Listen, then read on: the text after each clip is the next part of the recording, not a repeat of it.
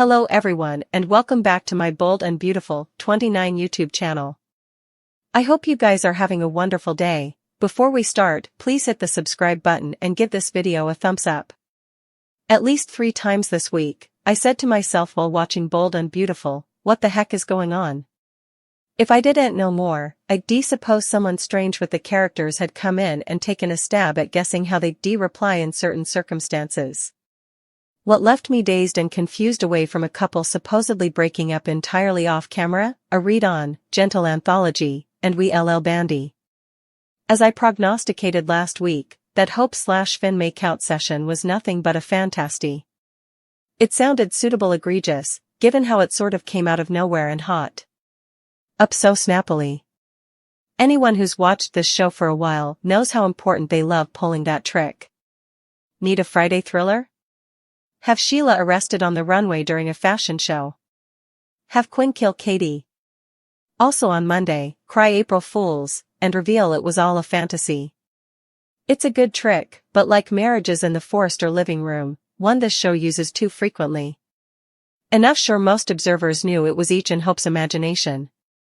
Heck, indeed newer observers presumably figured it out, given that the show went this exact same route when Hope began having unhappy daydreams about Thomas. All of which begs the question, what are we supposed to make of this? Are Hope's headaches and suggestion that there's further to the story, or is it really just a rehearsal of what we saw go down between her and Thomas? And why, when Hope commended to her mama, did Brooke not incontinently bring up that her son denied having passions for Thomas when these same scenes played out last time? Oh, right, because Bold and Beautiful characters only infrequently flash back, let alone citation, once stories. I had to laugh when Hope told her mama, let's just say, that Finn has healing hands. Brooke was shocked by her son's statement, and Hope looked at her as if to say, what? That's an impeccably innocent thing to say. I was also amused that Finn is suddenly laying hands on Hope to heal her and rushing over to cure her son's flu symptoms. Why? Because Finn is one of those cleaner pieces croakers, whose only cases are people he knows or who can advance stories. I suppose the last case he'd was Xander, who showed up to reveal that Thomas had been involved in the death of Emma, and look how important came out of that hassle. A friend texted me midweek to say, has Steffy come a sickie since last I watched? They were replying to her well, overreacting to her hubby and Hope holding hands compactly. Now, if Steffy knew what we know that Hope had been featuring about Finn, also her response would have made sense. But as it was, she took effects way over the top. Later let's not forget that Steffy still hasn't told her hubby about those smooches Liam planted on her. I was, still, right there with Steffy as we had an eye-rolling contest regarding Ridge's suggestion that Brooke's bedroom be relaunched.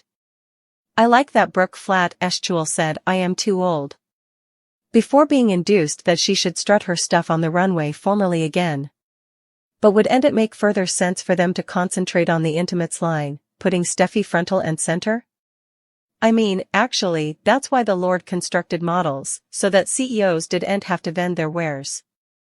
And this would be an stupendous occasion to introduce a new over-and-coming model, maybe a youthful woman determined to have it all including a Forrester hubby. Maber.J. Or Zend? Also, I got a little confused, is Ridge now pushing his favorite partner into lingerie rather of Theco CEO seat with Steffy? Or will Brooke be modeling and helping to run the company? Speaking of effects, I didn't understand what was over with that Poppy/Katie scene. 5 seconds after moving in with Bill, Poppy was acting as if she was the new dame of the Spencer family. It felt entirely disingenuous to the Poppy we've known since the character's preface. I know, Lee has claimed that her family is a gold digger. But if that's the case, Poppy is the veritably worst gold digger ever. It's been made clear time and again that she and Luna lived a modest life, but they were happy because they had each other. However, I got nothing except a plot that makes no sense at each. If Poppy really has been trying to land a rich man all this time, also yeah. I will, still, take Katie and Poppy butting heads over all the oh my god, we're a family and we love each other and isn't this stupendous stuff. Without any underpinning trouble to this recently formed family, there's no real investment. And no, Katie rolling her eyes isn't a trouble. Let's at least play the beat that perhaps, just perhaps, there's commodity suspicious about those maternity tests, because I remain 100% induced Bill isn't the father. But I am not sure who was more offensive, Katie constantly shambling into a home she has ain't lived in for times, or Poppy acting as if she was a Bridgerton meeting with an unworthy suitor. Meanwhile, anybody differently catch what Katie said while talking to Carter? I hit rewind several times to make sure she really said you were my last relationship. I am sorry, what? Are these two over? Did they break up off screen? I kinda assumed they would deteriorate. Formerly he saw how jealous she was of Bill's new family, but it seems we just skipped right over that logical beat and went for a parting which, like most of their relationship, played off camera. The Bold and the Beautiful spoilers recap for Friday, June 14th, reveals that Steffy Forrester pushed Brooke Logan to admit it was strange for Hope Logan to be spending so important time with John Finn Finnegan. Brooke didn't see what was wrong with it since Hope and Finn were musketeers, but Steffy acted like there was further going on and left Brooke on edge. Still, Steffy was substantially concerned about the fact that Hope's pater was married to Finn's birth mama. Steffy wasn't comfortable with Hope impacting Finn when it came to Sheila Sharp, but Brooke zoned out for a moment and flashed back to defying Hope about her passions for Finn. Once Brooke snapped back to reality, she suggested Steffy was overreacting by trying to ban Finn and Hope from being friendly. Steffy argued if Brooke wanted to be musketeers with Finn, that was fine, but not Hope. Since Hope was acting like Sheila had changed, Steffy didn't want to stay around for commodity terrible to be. Brooke didn't know what Steffy anticipated her to do, but Steffy claimed Brooke demanded to try talking some sense into her son. After Steffy stomped off, Brooke murmured about how she was trying and suggested it was more complicated than Steffy allowed. At the cabin on Friday's B&B occasion, Hope hugged Finn and thanked him for all his help with Beth Spencer since he was a phenomenon worker in her eyes. Once Finn took off, he returned for his phone soon after. That gave Hope a chance to confess how important of an impact Finn had on her life, much further than helping with Beth or her migraines. Hope thanked Finn for showing her how a man should be and rattled off all his awful rates.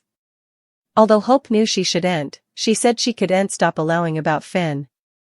Hope claimed she couldn't stop featuring about Finn or wanting him either, so she prayed him to say he felt that way, too. That led to a make-ish session before Hope ripped Finn's shirt open.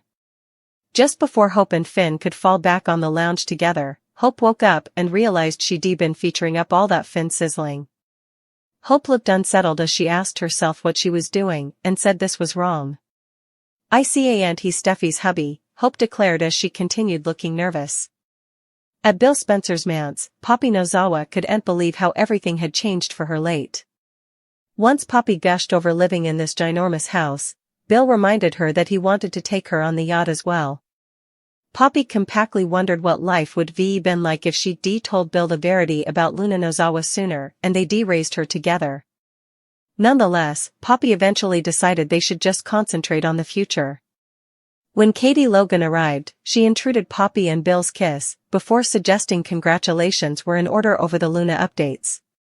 Katie didn't get why Poppy denied that Luna was Bill's son until now, but Bill said Poppy was hysterical of her love for him.